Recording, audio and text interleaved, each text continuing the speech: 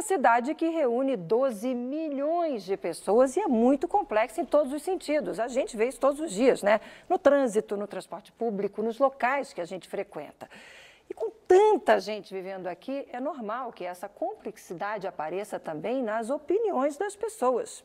Para tentar entender a cabeça de quem vive aqui em São Paulo, um grupo de pesquisadores da Fundação Escola de Sociologia e Política de São Paulo desenvolveu a pesquisa Conservadorismo e Progressismo na cidade de São Paulo.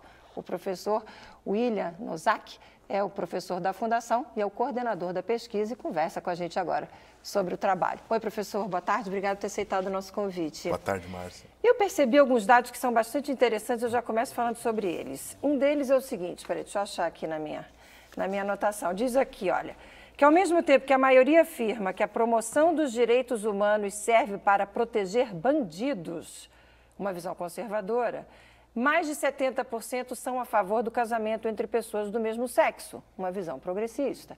Dá para dizer que quem vive aqui mistura as duas características? Exatamente. São Paulo é essa complexidade de comportamentos, de relação com os valores e com os direitos, e a nossa pesquisa teve como objetivo exatamente fazer uma averiguação dessa ideia do senso comum de que o paulistano seria conservador. E o que a gente percebeu é que as opiniões são mais diversas e mais complexas do que a gente imagina. Então, como você bem observou, no que diz respeito aos direitos sociais, às políticas públicas, há uma tendência mais intensa de opiniões conservadoras, mas, por outro lado, o paulistano é progressista no que diz respeito às liberdades individuais, aos direitos civis e à aceitação e melhor assimilação das diferenças. E isso, no fundo, vai significar o quê?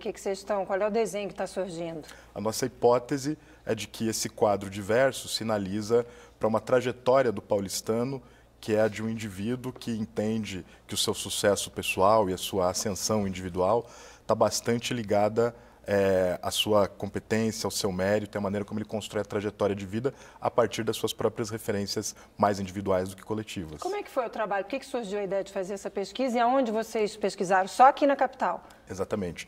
É uma pesquisa que envolve a cidade de São Paulo e ela nasceu desse desejo de interpretar esse caldo político e comportamental em que a gente vem vivendo, desde as manifestações de junho de 2013, passando pelo acirramento do processo eleitoral do ano passado e pelas manifestações desse ano, a gente vem constatando que existe um clima sociopolítico no Brasil e em São Paulo de muita polarização.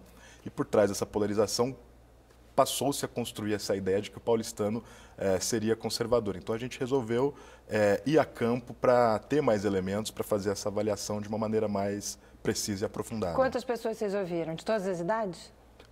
A pesquisa envolve uma amostra com todas as idades, ela abarca todas as regiões da cidade, todas as faixas de renda, então ela é uma amostra muito representativa do município e que foi captada em 1.300 questionários. Bacana, gente, que também ainda não está fechado o dado concreto, mas parece que os jovens estão aparecendo nessa pesquisa como mais conservadores do que os próprios adultos, né? Dá para dizer isso?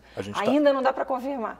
A gente está aprofundando a análise com os recortes etários, mas tem algumas sinalizações que há certas tendências conservadoras entre os jovens da cidade. Bom, o resultado final vocês vão divulgar na segunda quinzena de agosto? Isso, a pesquisa vai ser lançada na segunda quinzena de agosto e os dados vão estar disponíveis para quem quiser fazer uma análise mais aprofundada sobre a cultura política do paulistano.